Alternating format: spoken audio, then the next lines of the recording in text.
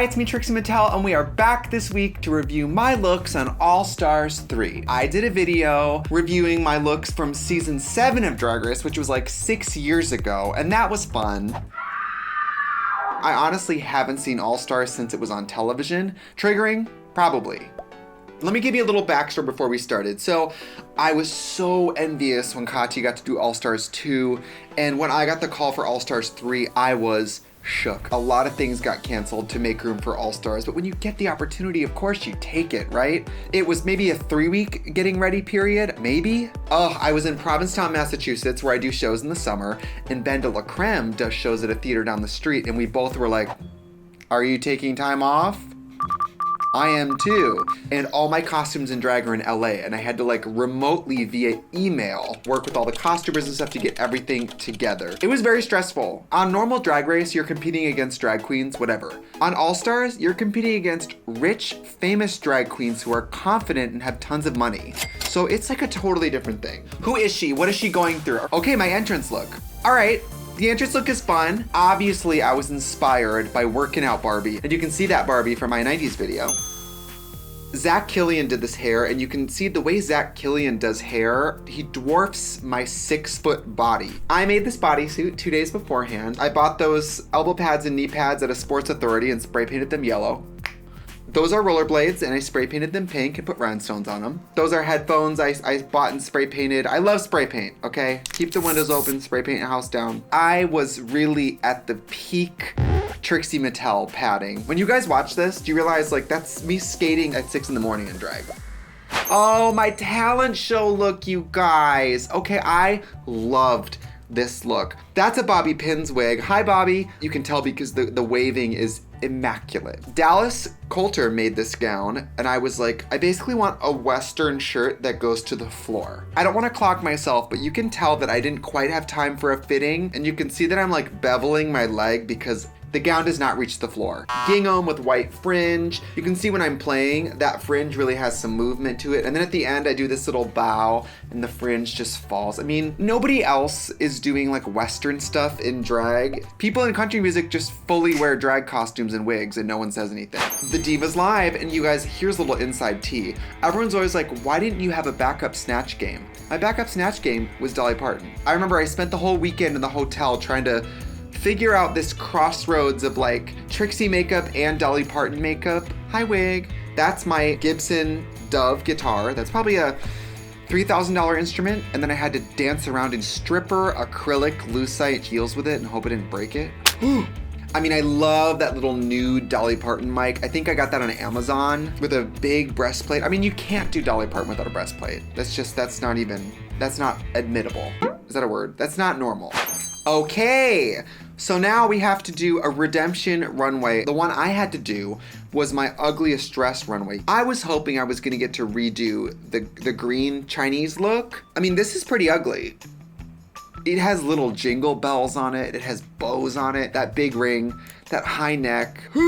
Lyn Kream from Milwaukee made this, and I think she did a great job. I was very like, all right, if I have to wear this ugly dress, I am gonna have like a beautiful hair and makeup, and I loved this wig. Looking back, the back of that wig is a little matted, but journeys. This is the Wigs on Wigs on Wigs runway, obviously inspired by the icon Sara Andrews, who recently followed me on Twitter, so we're best friends, and I'd never really worn a bowl cut until this moment. Who knew that it was gonna start an entire bowl cut journey in a bowl cut legacy? That's my drag name, Bowl Cut Legacy. Ooh, I love that caftan reveal. Fena Barbitall made that caftan and she put 2 little snaps there. I practiced that like 100 times because I wanted it to come off perfect. Death-defyingly short, just out. Again, $40 stripper shoe. Can't change me. Ooh, and the sunglasses at the end of the runway like this. I mean, it's kind of a serve. RuPaul was like, is your look inspired by Lady Bunny? And I said, yeah. And she goes, why?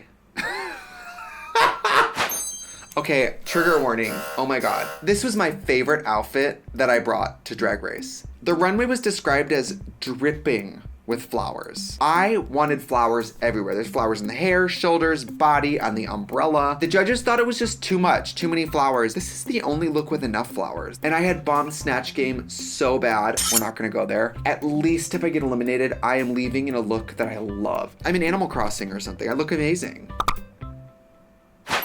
Pep Abysmal. Okay, this was my redemption moment. I knew I had to do something kind of dark but kind of funny, and I knew it had to be a pink soup, so it was like, oh my god, it has to be Pepto-Bismol, but for your mood. Pep Abysmal. I'm a genius. Sara Andrews made this wig, 1-800 wig takeout. This makeup's a little wild. I don't know if I would wear, well, yeah, I like the makeup. You better serve you. I mean, if you guys watch me walk this runway, you can tell I know I'm gonna win the challenge. And I let these whores have it. I took these individual rhinestones and I glued them on my forehead because I really wanted to push this like disco goddess. Like I would enter the club at midnight and everyone would be like, now the party's starting. That's my ring from the Ugliest Dress runway. Snapped the ring part off and hot glued that to the belt. It's one of the only times on Drag Race I walked out there being like, it's me.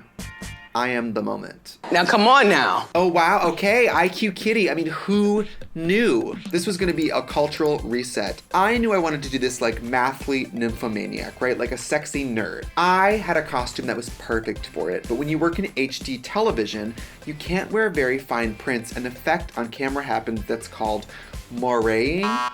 Moire. On camera, it almost looks like water moving. They advise you not to wear fine prints. I didn't listen, so I had this great nerd outfit and they turned the camera on and they went, you can't wear that. And Ben had this look and he was like, I don't need it. And I was like, thank God, I need it. I painted on that little pie symbol because, you know, I mean, I really wanted to try to drive the character home. I wonder what happened to that costume. Ben Lyn Kream, if you're watching this, do you have this costume? I think you do. I brought that wig, I brought those glasses, and this was the episode Ben went home on, so we were gooped and gagged. So not only did she save me with this costume, she then went home. So thank you, girl. Illy, Okay, this is literally, I don't want to toot my own horn. I think this is one of the best looks of this entire season. This runway is called Red for Filth. I want to do this sort of pupil thing with books stacked on my head, like a finishing school thing, but also Red for Filth. Reading, you're being red for filth. We got it, girl. We got it. Okay. Look how seamless that latex padding is. Oh, beautiful. Jane Doe Latex made this, the same artist who created Katya's like pink and green mermaid runway, that latex look. You guys, I had to pee all day. My cash and prizes were so like smashed, and that tight corset, my waist was this big. Oh, I get to the end of the runway and I snatch that apple off my head, yes, and I bite it. And RuPaul's jaw hit the floor, bitch. She couldn't take it. She couldn't take me with my produce. Jacob Muehlhausen, if you guys don't know, he's a prop stylist. He built my Barbie Jeep. He basically bought 4 red textbooks, gutted the pages out of it, and stuffed it with styrofoam. It weighed nothing. Oh, look at my butt. My butt should be studied. Look at my ass, you guys. No wonder I won. You have to admit, even if you hate Trixie Mattel, this was a serve. Okay. Katya and Fena Barbitall built this together. I think Katya cut out the fabric and then got bored and quit, and Fena finished it. You like this wig? Ariel Versace made it before she was on Drag Race. She made this wig for me. I look gorgeous. I'm looking at myself upside down here. I was seeing all these other girls do these tricks, and I remember turning to Todrick and being like, I can't really do much, but we have to make it look like I can do something. Oh, poor Jason. Right before I hit him with the pie, you can see him flinch because he knows it's coming and he doesn't want to get pie in the eye. Oh my God, okay. This dress is amazing, of course. I forget which drag queen actually owned this, but I think this is a replica gown of a dress worn by Christina Ricci.